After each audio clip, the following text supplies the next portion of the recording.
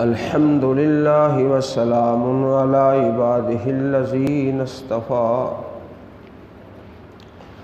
اللہم صلی علی محمد وعلی آل محمد کما صلیت علی ابراہیم وعلی آل ابراہیم انک حمید مجید اللہم بارک علی محمد وعلی آل محمد کما بارکت علی ابراہیم وعلی آل ابراہیم انک حمید مجید اعوذ باللہ السمیع العلیم وبوجہہ الکریم وسلطانہ القدیم من الشیطان الرجیم وَإِذَا قُرِئَ الْقُرْآنُ فَاسْتَمِعُوا لَهُ وَأَنصِتُوا لَعَلَّكُمْ تُرْحَمُونَ۔ اللہ تعالیٰ نے اپنی رحمت کے لیے یہ شرط عائد کی ہے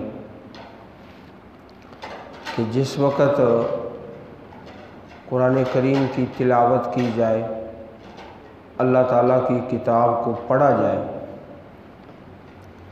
فاستمعوا، توجہ سے سنو، وانصتوا، اور خاموش رہو۔ جس مجلس میں اللہ تعالیٰ کی کتاب کی بات ہو، پورے شوق اور محبت کے ساتھ، اس کا فائدہ کیا ہوتا ہے کہ اللہ تعالیٰ کی رحمت حاصل ہو جاتی ہے۔ اگر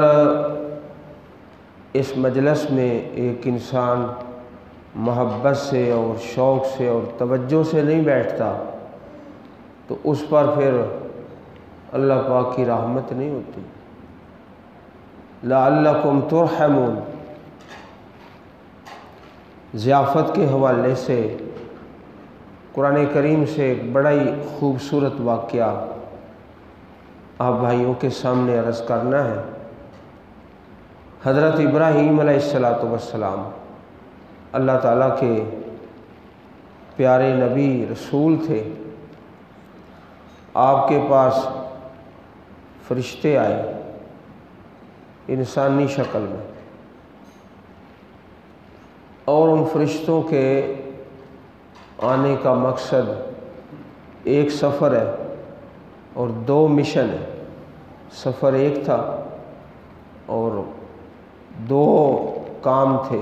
ایک تو ابراہیم علیہ السلام کو بشارت سنانی بیٹے کی، اور دوسرا حضرت لوط علیہ السلام کی قوم کو تباہ کرنا، غرق کرنا۔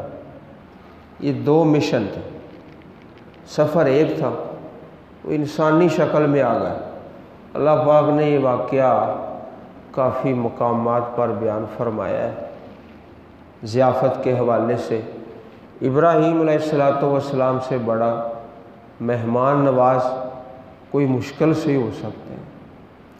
هل أتاك حدیث ضیف ابراہیم المکرمین، کیا آپ کے پاس وہ واقعہ آیا حضرت ابراہیم علیہ السلام کے مہمانوں کا جو بڑی عزت والے تھے، مکرمین، اور اللہ تعالیٰ کے سارے فرشتے، بل عباد مکرمون، وہ سارے بڑی عزت والے ہیں، اللہ تعالیٰ کے حکموں کی اطاعت کرتے ہیں۔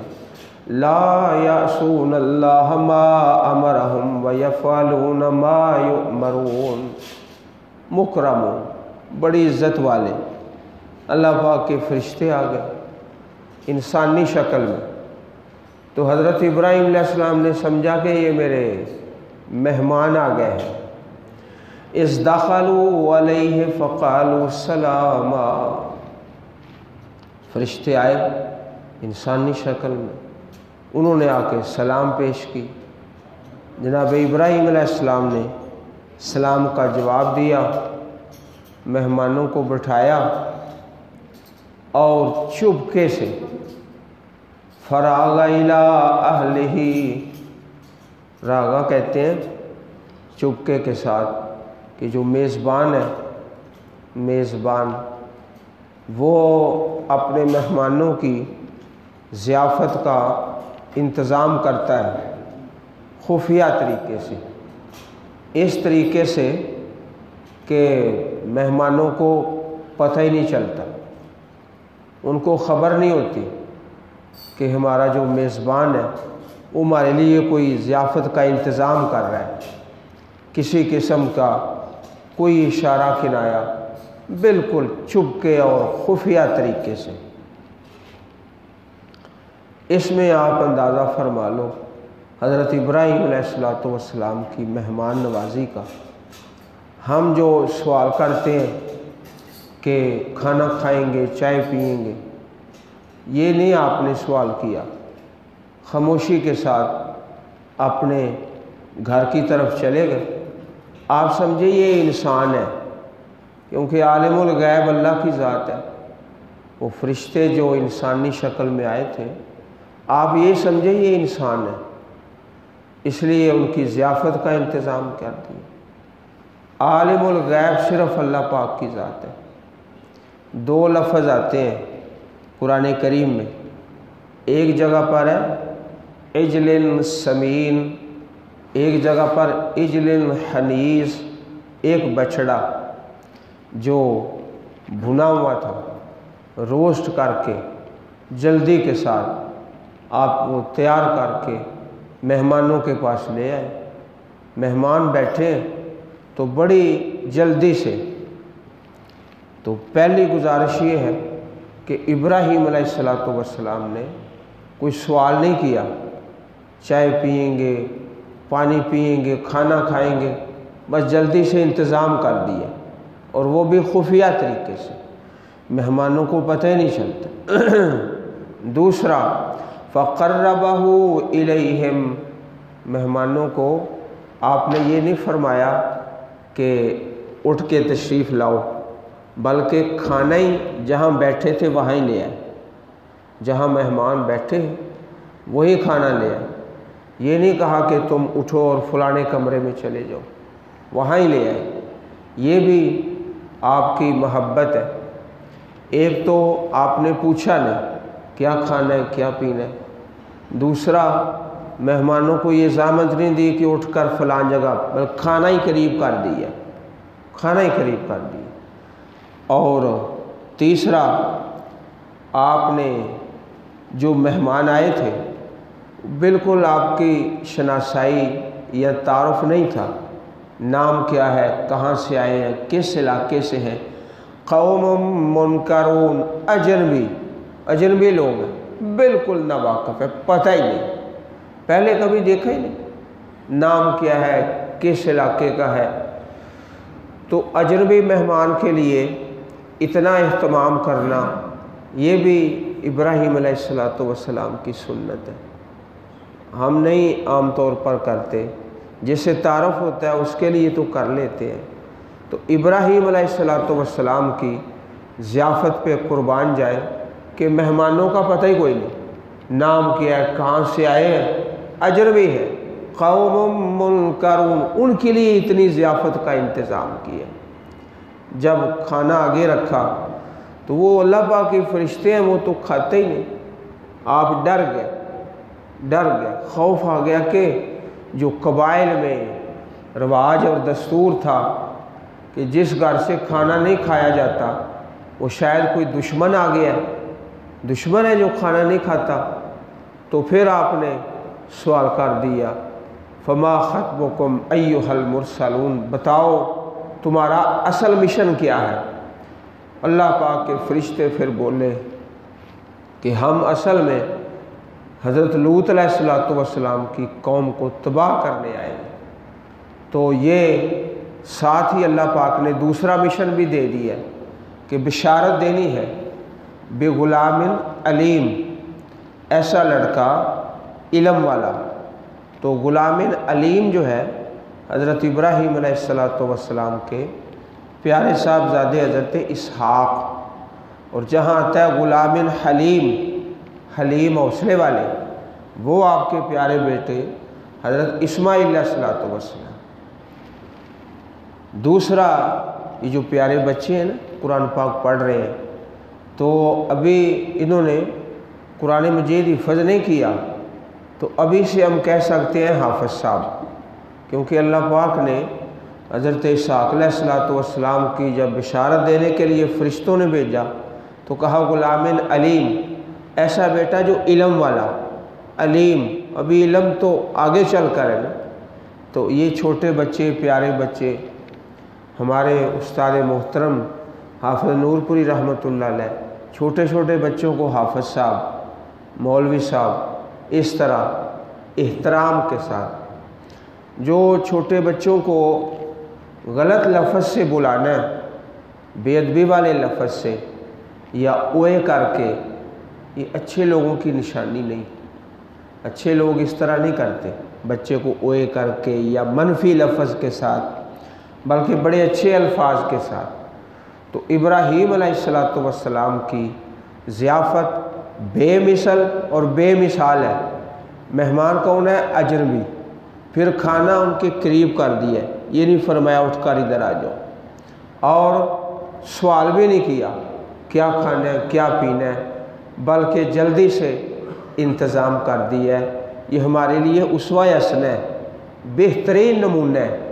اس کے برعکس قرآن مجید میں ایک واقعہ وہ اس کے بالکل برعکس ہے، بالکل الٹا اس کے، کہ حضرت موسیٰ اور جناب خضر علیہ السلام، اللہ تعالیٰ کے دو نبی چلتے چلتے سفر میں ایک بستی میں چلے گئے، فانطلقا، سفر کے اندر ہے، حتی اذا اتیا اہل قریۃ استطعما اہلہا فابوا ان یضیفوہما، بستی میں گئے، کھانا طلب کیا ہے، چاہیے تو یہ تھا کہ بغیر طلب کے وہ کھلا دیتے، مہمان ہیں، مسافر ہیں، پردیسی ہیں، لیکن وہ کیسی بدبختوں کی بستی ہے کہ کھانا کھلائے کوئی نہیں، جب سوال کیا تو پھر بھی انکار کر دیا۔ یہ پہلے واقعہ کے بالکل برعکس ہے، فَأَبَوْا أَن يُضَيِّفُوهُمَا، انکار ہی کر دیا کہ ہم نے تم کھانا نہیں کھلانا، پانی بھی نہیں پلانا۔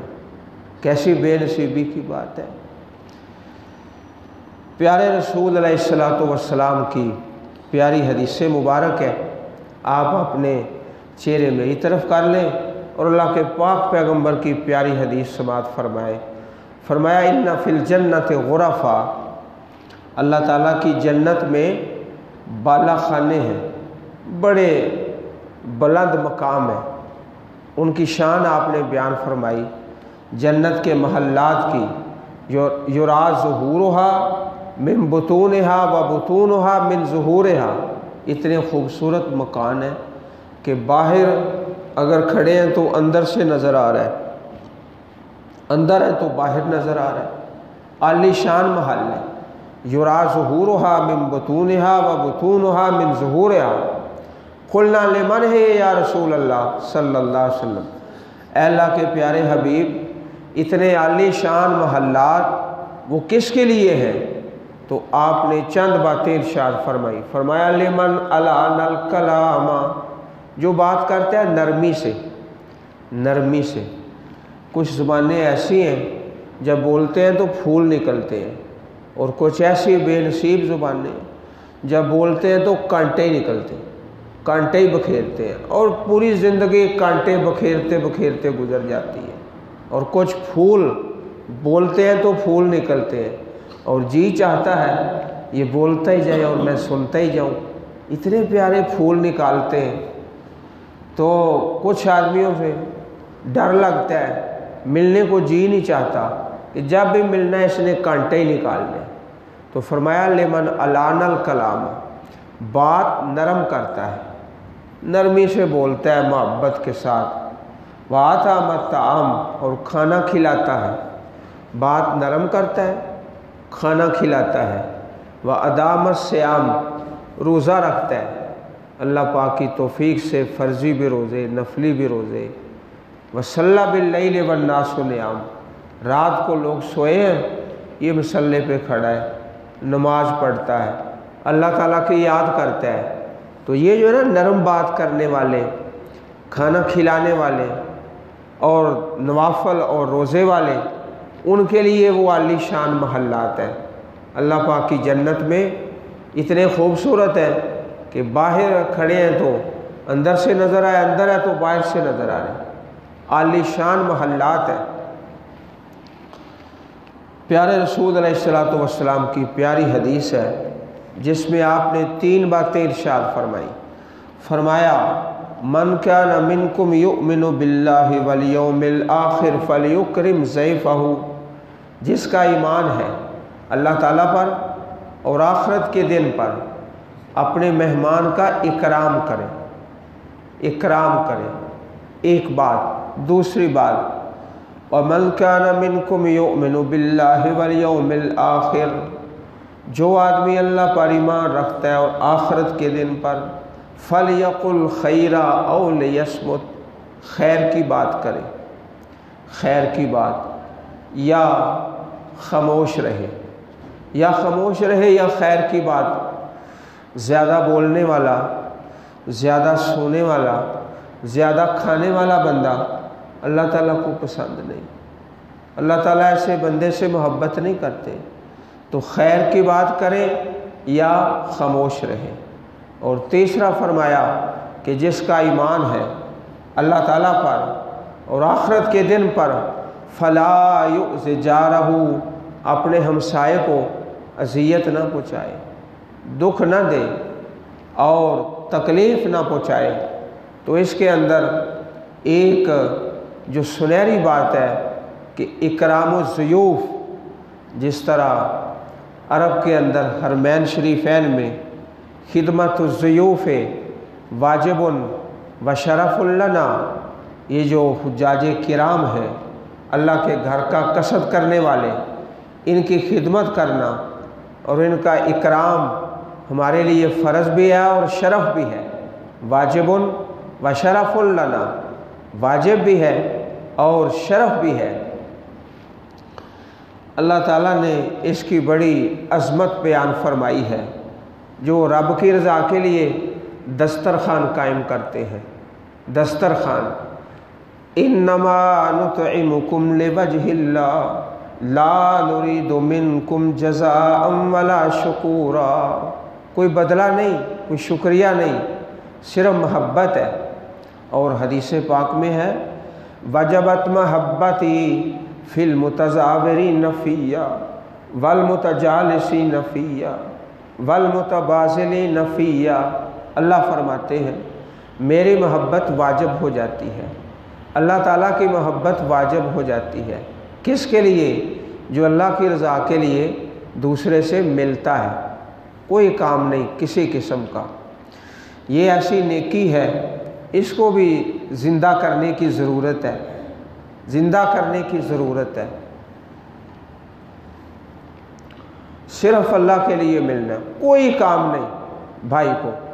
اور والمتبازلین فیہ، اللہ تعالیٰ کے لیے خرچ کرنا، خرچ کرنا اور دسترخوان سجانا۔ اور پیارے رسول کی پیاری حدیث ہے لا یأکل طعامک الا تقی، تیرے گھر سے کھانا کھائے تو تقوی والا، پرہیزگار، متقی لوگ۔ مجھے وہ بڑا محبت سے یاد آتا ہے اپنے والدین کا ایک واقعہ کہ جب چھوٹے چھوٹے تھے، ان بچوں کی عمر میں، غربت کا زمانہ تھا، دیہات میں رہتے، تو والدین نے سال کے بعد ایک دعوت کرنی۔ اپنے گاؤں میں 4 مساجد ہیں، 4 مساجد مختلف مسالک کی، تو 4 مساجد میں جتنے علماء کرام ہیں اور سارے نمازی 4 مسجدوں میں، سال کے بعد جو توفیق ہے کمزور سا ہلکا پھلکا سا کھانا، سال کے بعد مہمان نوازی سارے نمازیوں کی، جتنے بھی گاؤں میں مسجدیں ہیں مختلف مسالک کی۔ تو وہ منظر یاد آتا ہے تو بڑی خوشی ہوتی ہے کہ اللہ تعالیٰ اس نیکی کو قبول کر لے۔ پیارے رسول علیہ الصلوۃ والسلام کے صحابہ میں ایسا جذبہ تھا کہ اللہ پاک نے اسے اپنی پاک کتاب کا حصہ بنا دیا۔ وَيُؤْثِرُونَ عَلَىٰ أَنفُسِهِمْ وَلَوْ كَانَ بِهِمْ خَصَاصَةٌ وَمَن يُوقَ شُحَّ نَفْسِهِ فَأُولَٰئِكَ هُمُ الْمُفْلِحُونَ۔ کچھ قسمت والے ہیں جن کے گھروں سے نیک لوگ کھانا کھاتے ہیں، نمازی لوگ۔ کچھ بے نصیب ہیں جن کے گھروں سے کنجر اور کنجریاں کھانا کھاتے ہیں، کنجر اور کنجریاں، ایسے بھی گھر ہیں۔ اور کچھ گھرانوں سے نیک لوگ کھانا کھاتے ہیں، اللہ والے۔ وَيُؤْثِرُونَ عَلَىٰ أَنفُسِهِمْ وَلَوْ كَانَ بِهِمْ خَصَاصَةٌ۔ اللہ پاک کے پیارے نبی کے صحابہ دوسروں کو ترجیح دیتے ہیں اپنے آپ کو خسارے میں اور نقصان میں ڈال کے۔ تو اس آیت کریمہ کی تفسیر میں اللہ کے پیارے نبی کے ایک صحابی کا بڑے خوبصورت واقعہ ہے۔ مہمان ایک آ گیا تو فرمایا میں یضیف ھذا اللیل، کون ہے جو آج رات اس کی ضیافت کرے گا، کھانا کھلائے گا۔ ایک صحابی رسول ساتھ لے جاتے ہیں اپنے گھر میں، ایک آدمی کا کھانا ہے، ایک آدمی کا، بچوں کو بھی بھوکا سلا دیا اور کھانے کے وقت چراغ بند کر دیا۔ مہمان کو یہ محسوس کرایا کہ ہم کھانا کھا رہے ہیں، جبکہ کھانا نہیں کھا رہے، کھانا نہیں کھا رہے، اور اکیلا مہمان کھانا کھاتا ہے، گھر والے بھوکے ہیں۔ اچھا آگے سنیے، حدیث پاک کے لفظ ہیں، پیارے رسول علیہ الصلوۃ والسلام نے فرمایا ضاحک اللہ من ثنیکما اللیلہ۔ اس بیوی خامد جو صحابی ہیں اور ان کی بیوی ہیں، فرمایا آج عرش پہ اللہ تعالیٰ تمہاری اس مہمانی کو دیکھ کر مسکرایا ہے، اللہ تعالیٰ ہنس پڑے ہیں، ضاحک اللہ۔ اور ایک حدیث پاک میں لفظ ہے عجب اللہ، اللہ پاک نے تعجب کیا ہے کہ میرے بندے ایسے بھی ہیں، اور ایک میں کہ اللہ پاک ہنسے ہیں، مسکرائے ہیں، ایسے بندے بھی ہیں، ضاحک اللہ۔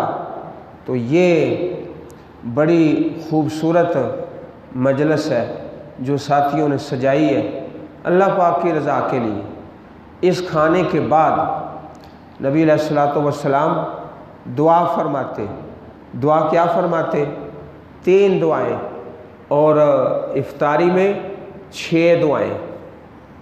عام کھانے میں 3 دعائیں، پہلے کھانا کھانے کی دعا الحمدللہ الذی اطعمنی ھذا ورزقنیہ من غیر حول منی ولا قوہ۔ اللہ پاک کا احسان ہے جس اللہ نے ہمیں کھانا کھلایا ہے اور رزق دیا ہے بغیر قوت کے، بغیر میری قوت کے اللہ پاک نے مجھے رزق عطا فرما دیا ہے۔ اور جو مہمان ہیں پھر میزبانوں کے حق میں 3 دعائیں، اللہم بارک لہم فیما رزقتہم واغفر لہم وارحمہم۔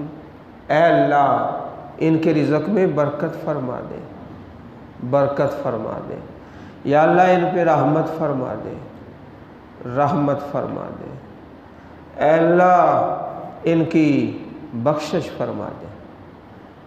رحمت کی دعا، برکت کی دعا، بخشش کی دعا۔ اللہم بارک لہم فیما رزقتہم واغفر لہم وارحمہم، یہ 3 دعائیں۔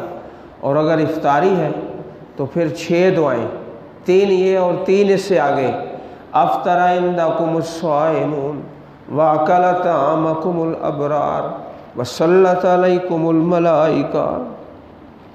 روزے دار تمہارے پاس روزہ افطار کریں اور تمہارا کھانا نیک لوگ کھائیں، اور اللہ پاک کے فرشتے تمہارے لیے دعا کریں، دعا کریں۔ تو جس طرح آپ نے یہ مجلس قائم کی ہے اس کو ذرا وسیع کر دیں، وسیع کر دیں۔ وسیع کس طرح کہ جتنے بھی نمازی ہیں آپ کے اس ٹاؤن میں، ساری مساجد میں، اور علماء اور ائمہ ان کو بھی بلائیں تاکہ محبت میں اضافہ ہو۔ وہ ماحول جو بچپن میں اپنے گھر میں دیکھا تھا وہ آپ کو دعوت دے رہے ہیں، اور انشاءاللہ آج تو ضیافت کے بارے چند باتیں عرض کی ہیں، آئندہ اگلی مجلس میں کھانے کے آداب وہ عرض کریں گے۔ اللہ تعالیٰ آپ سب کو اور ہم سب کو دنیا آخرت کی خیر سے مالا مال فرمائے، اللہ خوش رکھے اور برکتوں سے نوازے۔ حاجی عارف صاحب کھڑے ہو کے ذرا دعا سناؤ۔ اللہم بارک لہم، اللہم بارک لہم فیما رزقتہم واغفر لہم وارحمہم۔ جزاک اللہ جزاک اللہ۔ تشریف رکھو، ماشاءاللہ۔ تو یہ دعا لازمی پڑھنی، جہاں بھی کسی بھائی سے کوئی چیز کھائیں یا پئیں، اللہ تعالی ہم سب کو دنیا آخرت کی خیر سے مالا مال فرمائے۔ سبحان ربک رب العزت عما یصفون وسلام علی المرسلین والحمد للہ رب العالمین۔